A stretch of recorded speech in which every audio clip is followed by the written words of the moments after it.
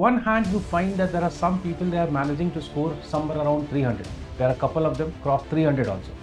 On the other hand, you find so many people around you, they have been putting so much efforts, hard work, energy, yet they are not able to cross even 230 or 240 marks. All these people that you find behind me ultimately were mentored by me. Somehow you people are always into this misconception that GS is the most important part and optional is not.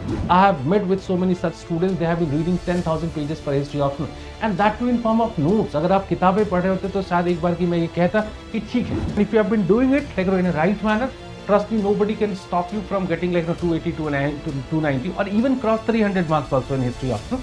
But then you need to follow this approach. One book or 4 books for 4 areas would be sufficient to cover the content. In that case, you need to cover the content from multiple books, which is practically not possible for you. Once your concepts are sound, you'll be able to somehow understand the real demand of the question, which is one of the most basic requirement of this subject, and majority of the students have been failing in that only. Chandragupta Maurya के बारे में तो आप सभी लोग जानते हैं, लेकिन क्या कभी चंद्रगुप्त मौर्य को आपने इस डायमेंशन में सोच के देखा कि there was a young fellow living somewhere in Uttarakhand and one day he becomes the founder of the first ever empire in Indian history. But there the role of Chanakya is really very important. Chanakya ने एक दिन अचानक से उनको notice किया and he was very impressed by his confidence और उन्होंने decide किया कि वो उनको अपने साथ तक्षशिला लेके जाएंगे and then he was properly trained by him and finally what happened in future that तो you all know. There is another story related to Chandragupta Maurya's life itself, that's equally important. Chandragupta Maurya was continuously trying to defeat Dhananand, but then every time this person was being defeated by Dhananand. And you know what mistake he was doing? He was trying to attack directly on Dhananand. एक दिन ऐसे ही जब वो बाहर के भटक रहे थे और रात को किसी के यहाँ पे शेल्टर लिया तो एक माँ ने अपने बच्चे को इसलिए डांटा क्योंकि वो खिचड़ी को बीच से खाने की कोशिश कर रहा था. जाहिर सी बात है कि खिचड़ी बीच से सबसे ज़्यादा गर्म होती है, तो माँ ने कहा कि इसको किनारे से खाओ. And that is considered to be a sort of life learning lesson for Chandragupta Maurya. और उनको ये बात समझ में आई कि वो धनानंद को सीधे नहीं हरा सकते हैं और यही वजह है कि उन्होंने किनारे से या पेरिफेरी से एम्पायर को जीतना शुरू किया.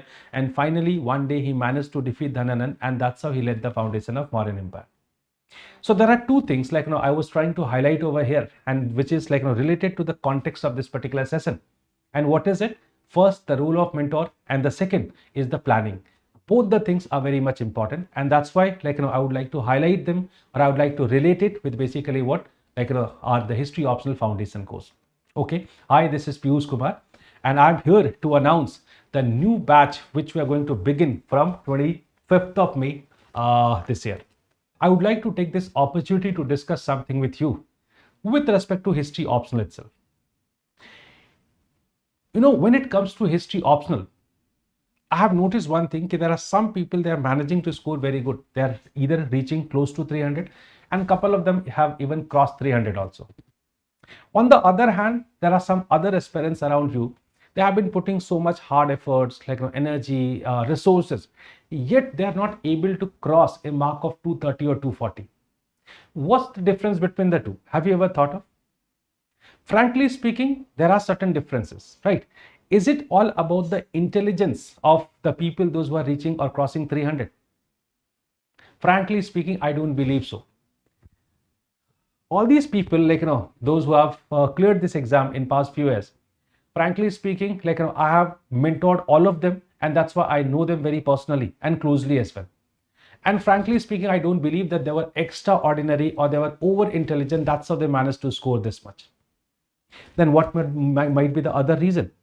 You can also say that these people had huge amount of content which helped them to clear this exam or score this much in history optional. Frankly speaking, this is also not correct. Do you know why? Because this is Chandra Jyoti, this is Vikram Grewal. They have managed to clear this exam in their very first attempt and they scored also very good in the history optional.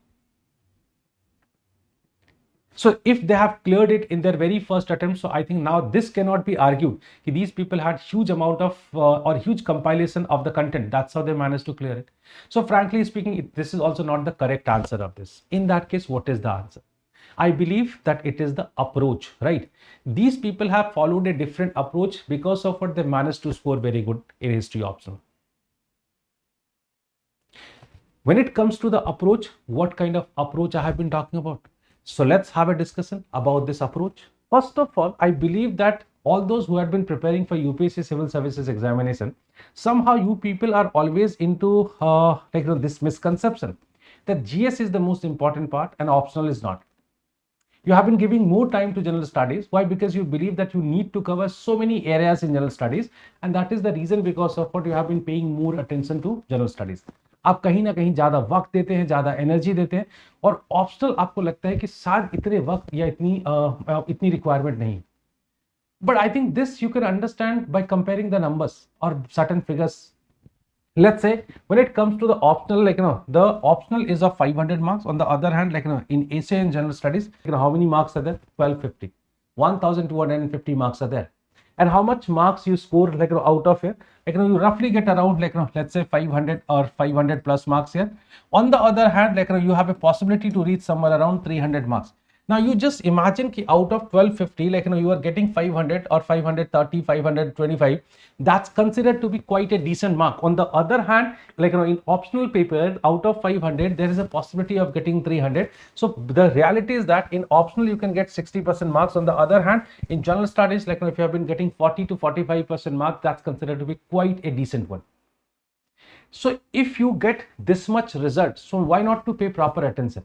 And in fact, you should see it in this way also. Let's say for clearing this exam, that too with a good rank, you need 800 marks or 87, 90 marks. In that case also, you just see that 730 or 780 marks, that can be got through this, through this only, right? So if you have been getting 500 marks in GS and essay and 300 marks, roughly 300 in an optional paper, so somehow your job is done. So my point is that when it comes to general optional paper, there is a great weightage and importance of this, and that's why never ever ignore the optional paper. Rather, you pay proper attention to it. That's the that's my humble request to you, that if you have been ignoring optional paper, don't do it. And then when you are having this optional paper, let's say when you have selected your optional paper, in that case you need to somehow make a proper strategy for the optional paper and you need to follow it.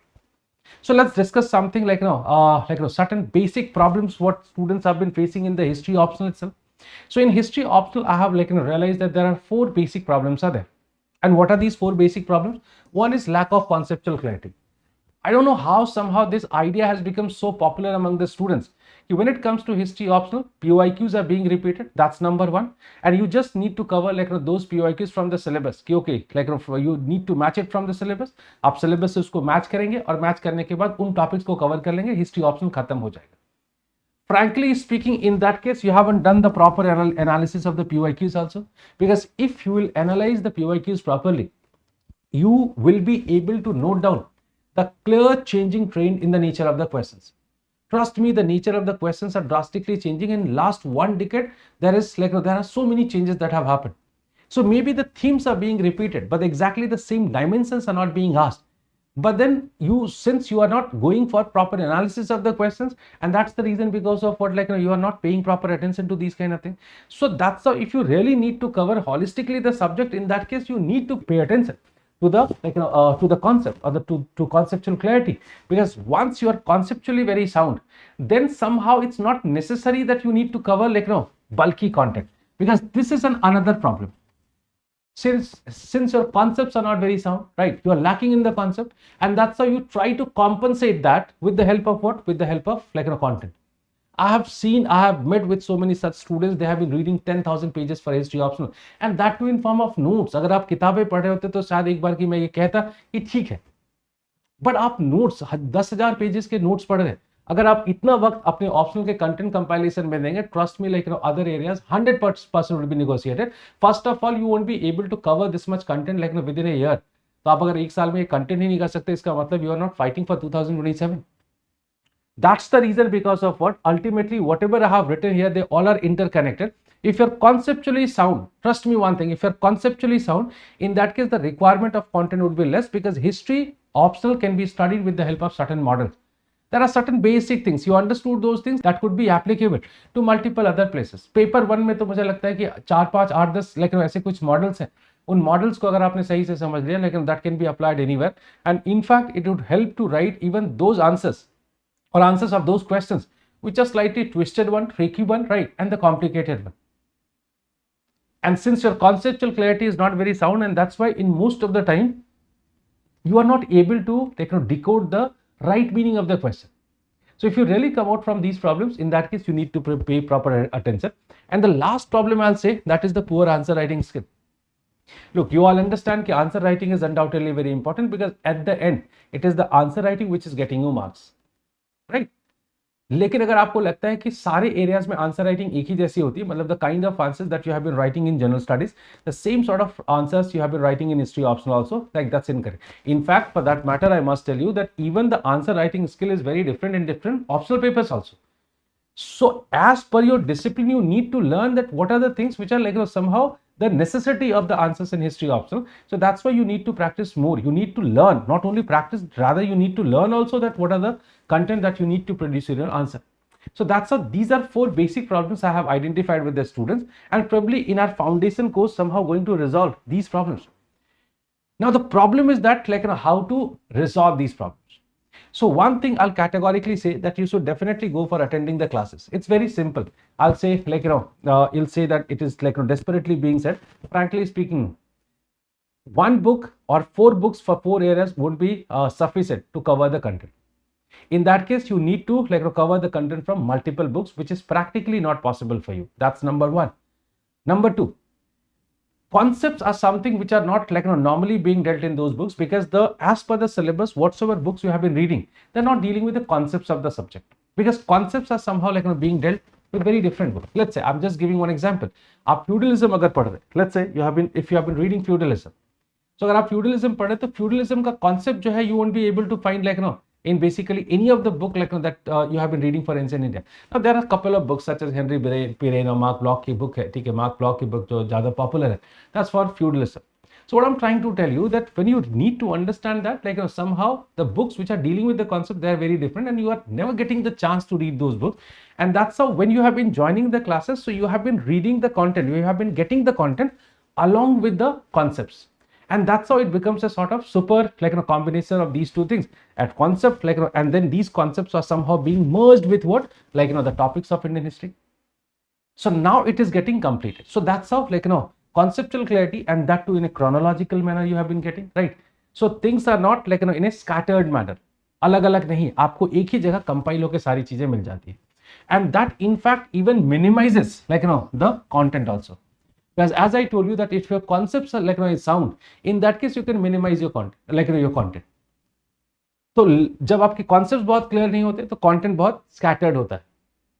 And for everything you have been reading couple of things again and again, because you are not even able to understand that it is the same thing that you have been reading again and again. So that is the reason, because of what, if you have been attending the classes like in a very religious way, in that case you will be getting ultimately a very minimized content, which is very helpful. And at the like end we can say answer writing. So you need to learn the skill of answer writing, and you need to practice more. So these are the 3 things that you need to do. And if you have been doing it like in a right manner, trust me, nobody can stop you from getting like 280 to 290 or even cross 300 marks also in history optional. But then you need to follow this approach.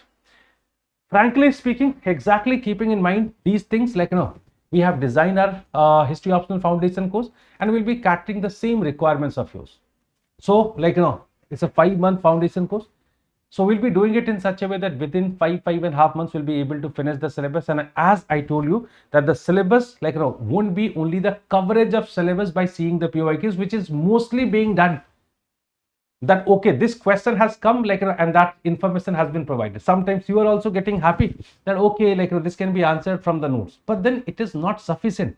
You even need to know that what are the future possibilities of the questions. So we cover the syllabus in such a way that not only the PYQs, but even like the future probable questions can also be answered, right? The second is the conceptual and analytical approach. I have already told you that if your concept is very clear, in that case, like your content would be automatically minimized. And that's the reason because of what we'll cover, or we'll merge both concepts with the content. And that's how at the end we'll be getting like minimized content. And most like importantly, like most important thing, that once your concepts are sound, you'll be able to somehow understand the real demand of the question, which is one of the most basic requirement of this subject. And majority of the students have been failing in that only, that they are not able to understand that what is the demand of the question. Okay, then we'll be going for the regular test also, right?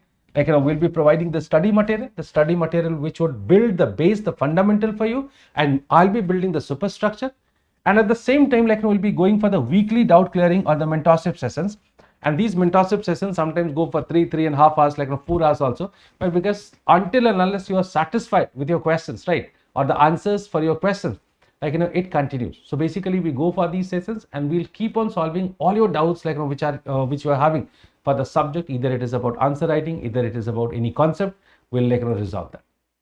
So we have designed our foundation course in such a way that ultimately through these foundation course, without reading any book, right, without reading any notes, ultimately whatsoever you'd be learning in the class would be sufficient for you.